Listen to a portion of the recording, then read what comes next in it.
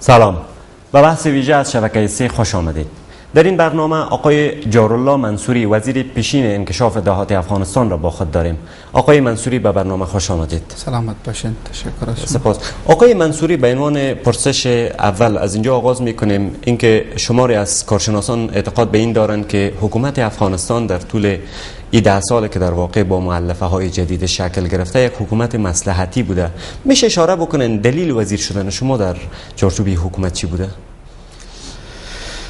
بسم الله الرحمن الرحیم و به نستعین و صلی الله تعالی علی خیر خلقه محمد و علی آله و اصحابه اجمعین. بعد در گام نخست و تشکر و سپاس دارم از شما و دستاندرکاران تلویزیون شما که البته سوالی را که شما مطرح کردین میخوایم خدمت شما عرض بکنم که باید از یاد نبریم که افغانستان یک کشور بعد بحران است. اما 10 سال قبل حکومتی نداشتیم و نظام نداشتیم. بعد از خیلی کشمکش ها و بحران ها با فضل احسان پروردگار مردم به همت مردم افغانستان عزیز تانستیم که افغانستان صاحب نظام شد. حال نظام هایی که در کشورهای بعد بحران روی کار می آیند، بخوایم یا نخوایم چالش های مواجه میشن.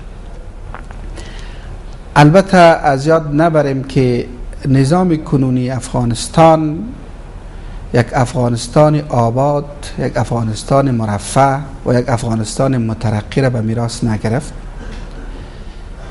ما یک افغانستانی کاملا بعد بحران را این نظام به میراث گرفت و نقشه راهی را برای آبادی و توسعه و انکشاف افغانستان نظام کشید. حال از هر بعد و از هر زاویه‌ای که کارشناسای محترم به نظام کنونی افغانستان میبینن و نظام را نقد میکنن که نقد حقشان هست، گاهی نظام مصلحتی مینامن و گاهی یک چیز دیگری مینامن. نقد حق هر صاحب نظر و هر کارشناس است و آزادی بیان که در افغانستان بالاتر از هر چیزی تأمین است. اما نقد زمان نقد مؤثر و زمان نقد کارا و مفید است که نقد مبنی بر واقعیت ها باشه.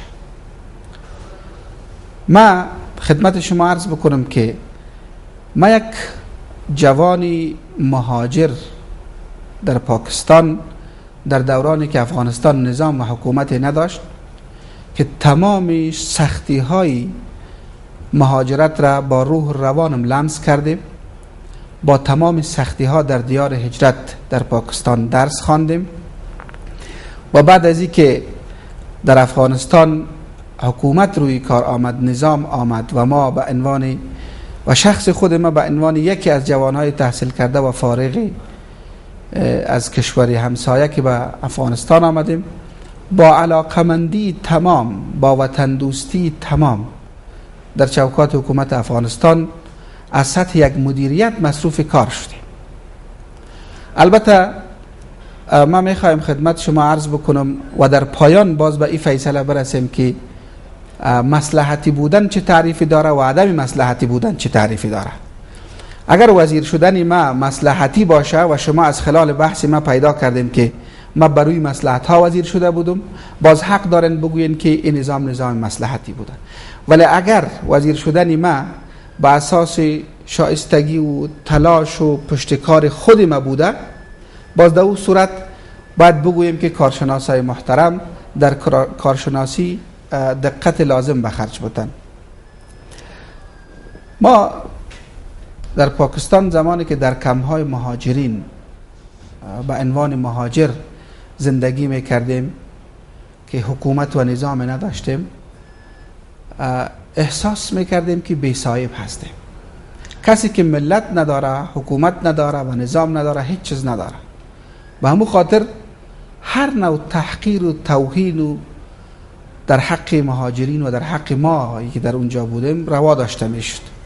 شما فکر بکنین که ما به خاطر گرفتن راشن پاس و هزارها بلکه هزاران لکها مهاجر که در کمپ ها به سر می بردن، روزها در قطارها و لاین ها استاد می شدیم تا ای که ما یک کمکی از کشورهای خارج که به مهاجرین می آمد از اون مستفید شیم کنم در شکل روغن و کمپل و خیمه و گپا. آقای منصوری بسیار پوزش می‌خوام مشخصا روی سوال می‌خوام براتون بگم که ما در همین طور حالت، ما شخصا در همین طور حالت در پاکستان درس خواندیم.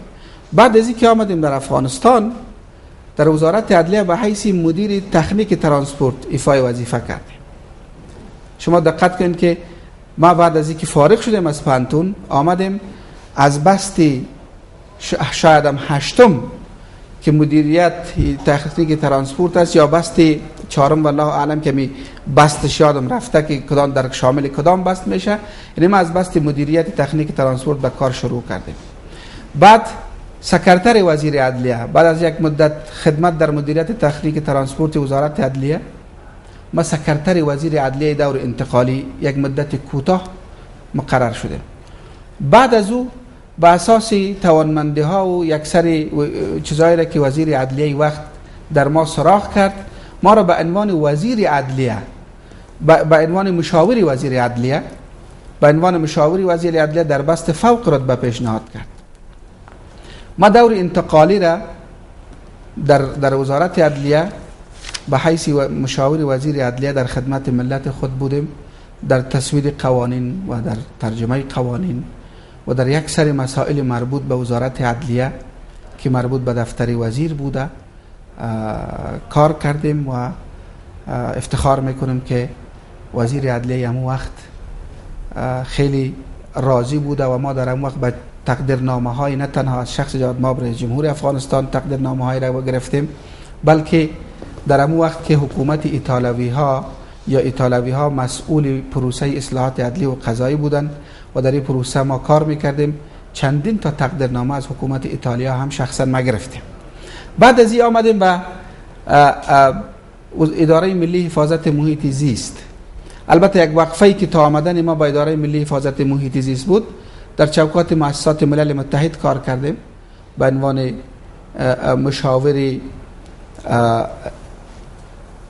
مشاوری که روی کنونسیون های مبارزه با تروریسم کار میکردیم که کنونسیون های موجود مبارزه با تروریسم باید در قوانین داخلی افغانستان انعکاس پیدا بکنه.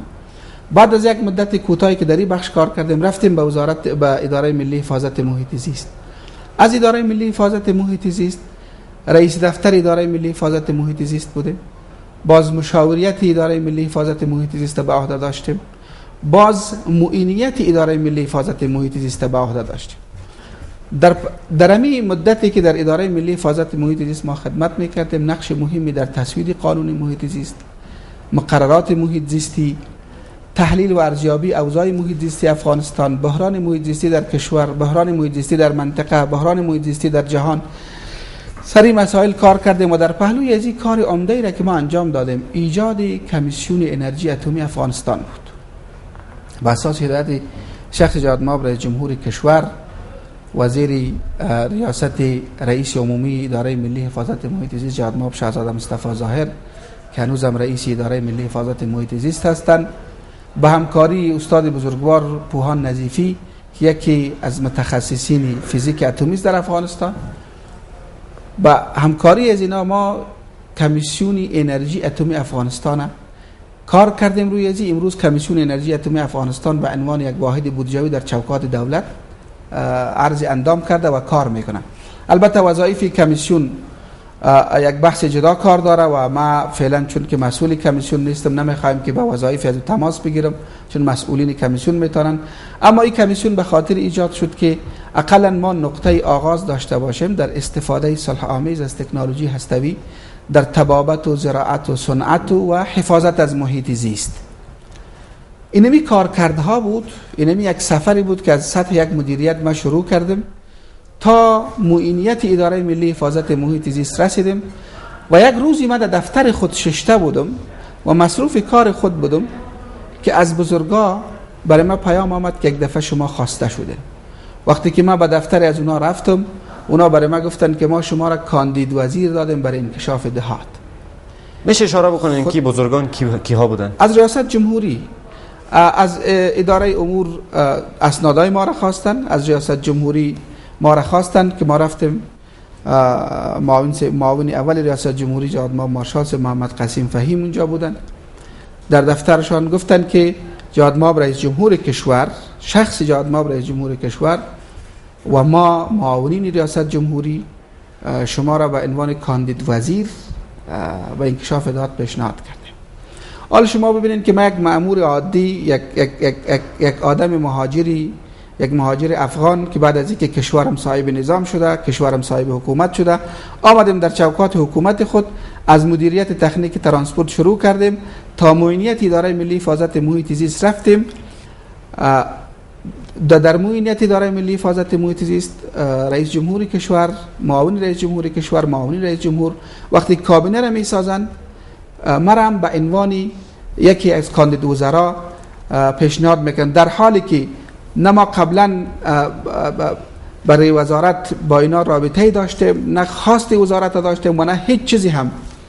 خود بزرگان تصمیم گرفتن. البته دلیلش هم کارکردهای ما در دو اداره قبلی بوده که مصدر خب آقای منصوری اینجا بزرگان میخوایم در این نکته بگویم که اگر شما اینمی روندی که ما به شما گفتم، همین سفری که من طی کردم، ببینین همین خودش میرسانه که همین حکومت و همین نظام بر اساس شایستگی و شایسته سالاری یک آدمی که اینما هیچ نوع معرفتی با شخص جهاد ماب رئیس جمهور قبلا نداشته. ما محصل بودیم، در چوکات وزارت عدلیه با عنوان مدیر کار کردیم، باز مشاور کار کردیم، رئیس کار کردیم، اما همین کارکردهایی که ما کردیم خدمت صادقانه را که به ملت خود انجام دادیم پنهان نماند از چشم بزرگا و اینا ما را کاندید وزیر پیشنهاد کردن به انکشاف دهات. که پست وزارت را شما احراز کردین آقای منصوری، چرا در وزارت انکشاف دهات موفق نبودن؟ شما چرا کنار زده شدن از وزارت؟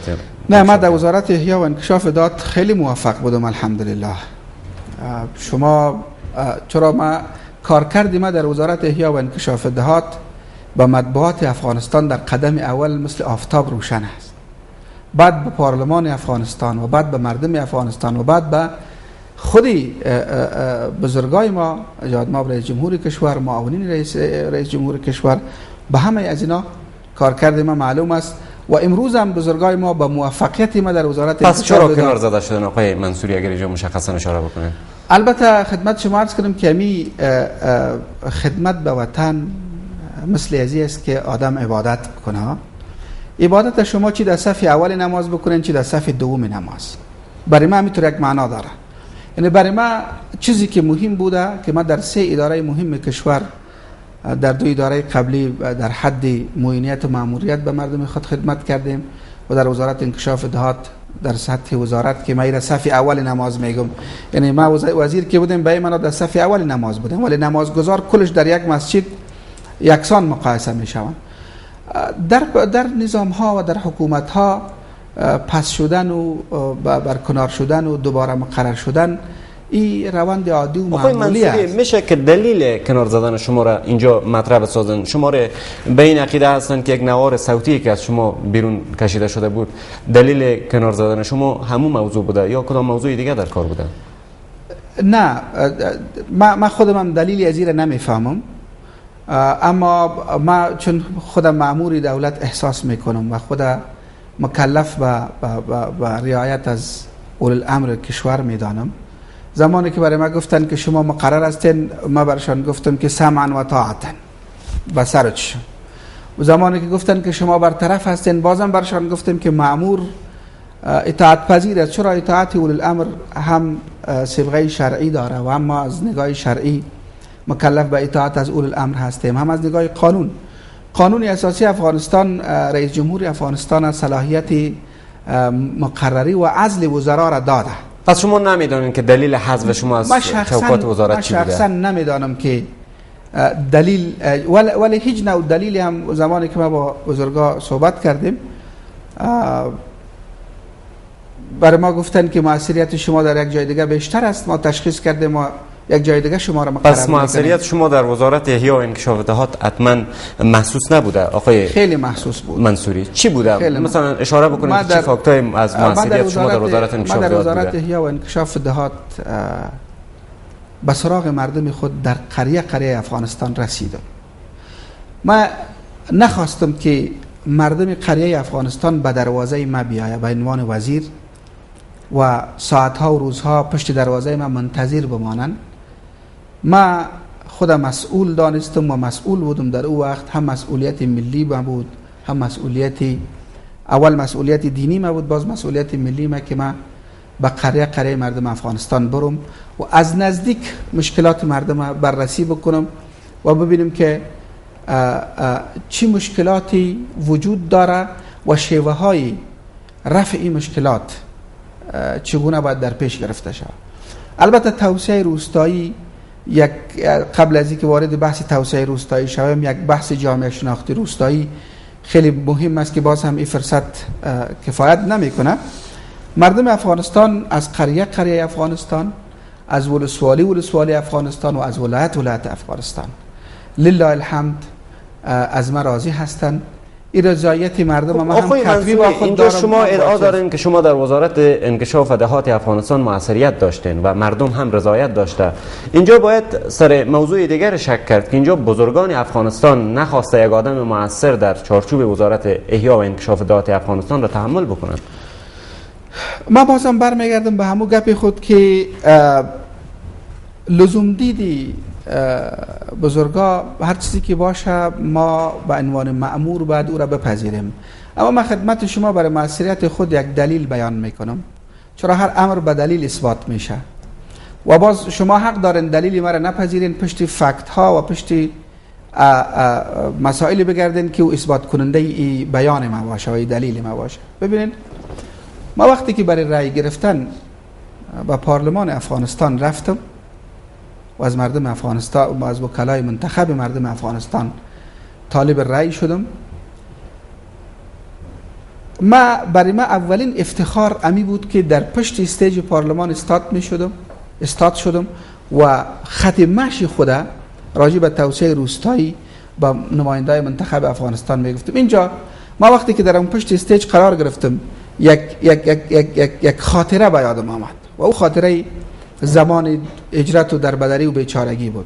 ما در کشور همسایه زمانی که در دربدری و بیچارگی به سر می بردیم، امی روزهای استقلال از اینا جشن گرفته می شد، روزهای مردمیشان ملیشان جشن گرفته می شد و ما از طریق تلویزیون ها و گاهی هم می دیدیم. همیشه ما آرزو داشتم که روزی در افغانستان فرا خواهد رسید که ما هم صاحب نظام و صاحب حکومت و صاحب پارلمان و صاحب پلیس و اردو صاحب این مسائل باشیم و ما هم روزهای ملی خود جشن بگیریم و بعد ما هم مثل از این مردم صاحب کشور و در جامعه جهانی، در خانواده جامعه جهانی حیثیت خود داشته باشیم.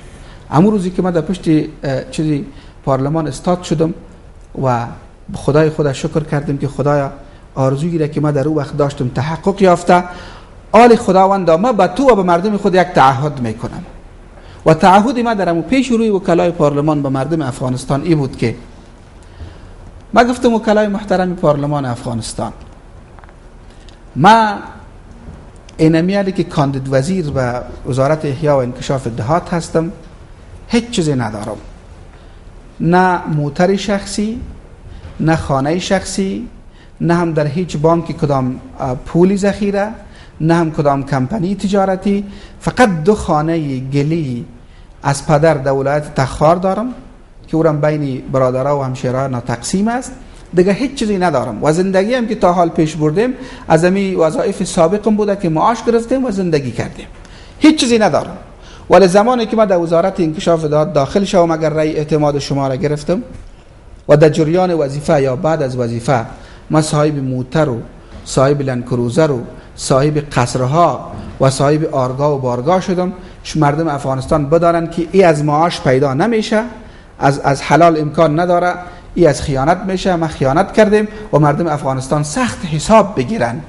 ولی اگر این چیزا را نداشتم، اگر من این چیزا را نداشتم، با می یک سر لباسی که در وزارت داخل میشم و یک سر لباس پس بیرون شدم مردم افغانستان باید بدانند که یک جوانی افغان، یک مهاجری رنج کشیده افغان، یک جوانی تحصیل کرده افغانستان که در یک منصب آمد، واقعا که صادقانه و شفاف به مردمش خدمت کرد. فرزاد جان لله الحمد ثم لله الحمد، ما زمانی که از وزارت برکنار شدم خانه نداشتم که برم. خانه ای را که وزارت برای من گرفته بود، وقتی که خانه را از پیش من میگرفت وزارت، چرا من قانونا باز حق نداشتم که در خانه بعد از چیز بشینم. حیران بودم که من اولادای من کجا برم. امروزم با اسکل برای سوار شدن ندارم. اینه به خاطر از این نمیگم که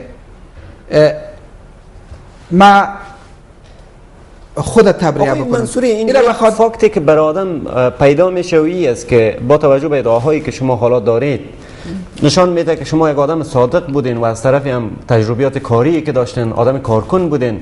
پس این خودش نشان نمیده که این حکومت یک حکومت مصلحتی بوده و دلیلی هم شما نمیبینین برای حذفتون.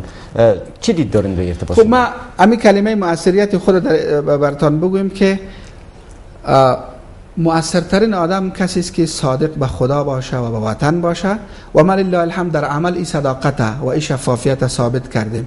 امروز شما از وکلای پارلمان هم پرسان بکنین، از ریاست جمهوری هم پرسان بکنین، از هر کسی که پرسان بکنین براتون میگه که و از هر مرد قریه افغانستان هم پرسان بکنین براتون میگه که اینمی وزیر 2 سال یا 2.5 سال در اینجا آمد وزارت کرد و امروز در این طور یک حالت هم به سر میبره. اما انتقادات اینجاست آقای منصوری با پوزش، انتقادات اینجاست آقای منصوری با پوزش که امر صداقت و در واقع اعتقاد داشتن امر دیگر است و اینکه کار کردن در یک اداره چیز دیگری است. شما را که انتقاد میکند اویی است که آقای منصوری در وزارت انکشاف دهات با حفظ این که صادق هستند کارکردی نداشتن در وزارت انکشاف دهات. از جمله پروژه های همبستگی ملی که در چارچوب وزارت انکشاف دهات وجود داشت گفتن که او در استحقاق مواجه شد. او پروژه ها در جریان کار که شما در وزارت انکشاف دهات میکردن. شما پاسخ شما چی از در ارتباط؟